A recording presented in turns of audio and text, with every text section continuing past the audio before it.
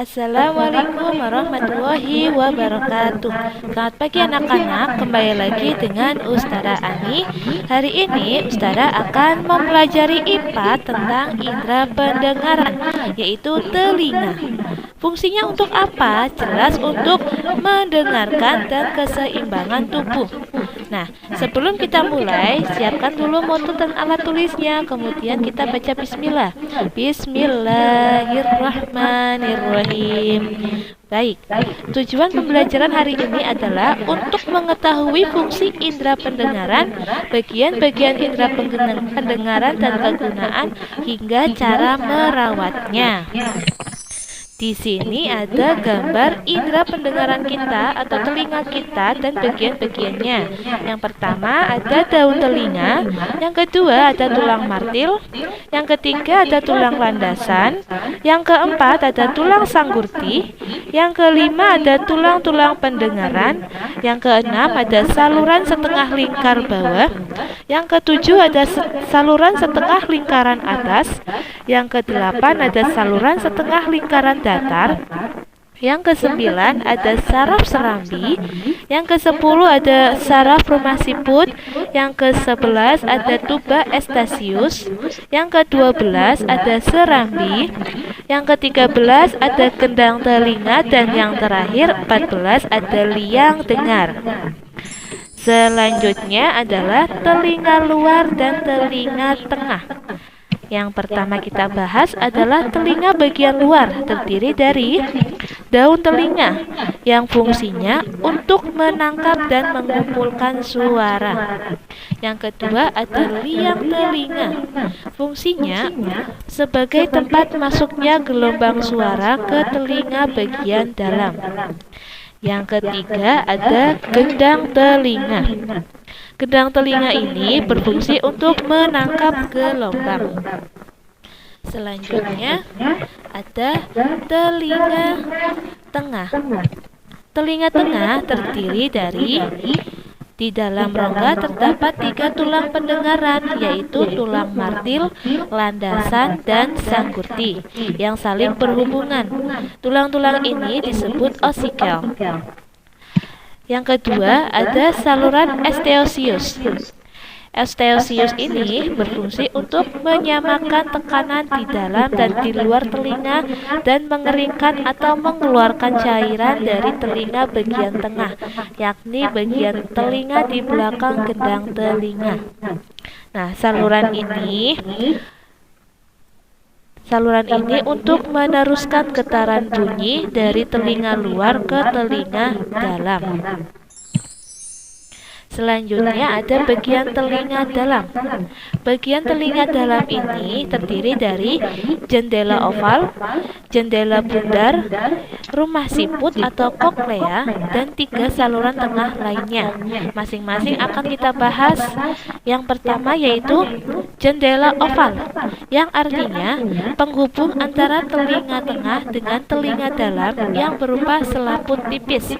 Fungsinya untuk menerima bunyi. Yang kedua ada koklea atau rumah siput, berupa tabung yang melingkar spiral dan berisi cairan limfa. Di dalamnya mengandung ujung sel saraf pendengaran yang berupa sel-sel rambut yang peka terhadap rangsangan bunyi. Di dalam rumah siput ini berfungsi untuk mengendalikan keseimbangan tubuh dan untuk mendeteksi posisi tubuh. Selanjutnya ada cara kerja telinga. Cara kerja telinga yang pertama, ketika ada bunyi atau suara akan ditangkap oleh daun telinga. Daun telinga ini akan menyalurkan suara melalui liang telinga dan akan diterima oleh gendang telinga. Gendang telinga ini akan dibantu oleh tulang martil, tulang landasan, dan tulang sanggurdi. Tingkap jorong dan cairan limfa yang kemudian akan diterima di rumah siput bergetar. Nah, rumah siput bergetar ini akan menyalurkan kembali ke ujung saraf dan akan terangsang saraf pendengarannya, sehingga otak besar diolah atau diproses dan kemudian mendengarkan bunyi. Selanjutnya ada gangguan dan penyakit pada telinga. Apabila kita mempunyai telinga tidak dirawat atau dibiarkan saja, maka akan terjadi penyakit. Di antaranya yaitu tuli.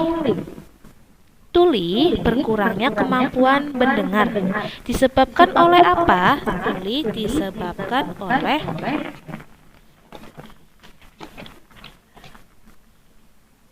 gendang telinga pecah. Yang kedua disebabkan lagi oleh lubang telinga tersumbat. Yang ketiga rusaknya saraf pendengaran. Yang keempat pengapuran tulang pendengaran. Itu adalah penyebab tuli. Yang kedua ada otitis media, yaitu infeksi pada telinga bagian tengah yang disebabkan oleh kuman. Di dalam rongga telinga bagian tengah terdapat nanah. Nah, nanah ini yang akan menyebabkan kuman. Kuman itu berkembang biak sehingga dapat menyebabkan infeksi di telinga bagian tengah. Selanjutnya ada otosklerosis. Otosklerosis ini yaitu tumbuhnya tulang pendengaran yang berlebihan sehingga menghantarkan suara terganggu. Ini adalah penyebab atau gangguan penyakit pada telinga. Selanjutnya, cara merawat telinga. Cara merawat telinga yang pertama yaitu bersihkan kotoran yang terdapat di bagian telinga luar dengan kapas basah yang hangat atau biasa kita sebut cotton bud. Cotton bud bisa dikasih baby oil atau dicelupkan ke air hangat kemudian diperas kembali untuk membersihkannya. Yang kedua, apabila terjadi infeksi bagian telinga tengah akibat kena tusukan benda tajam atau kemasukan air, maka segera periksakan ke dokter.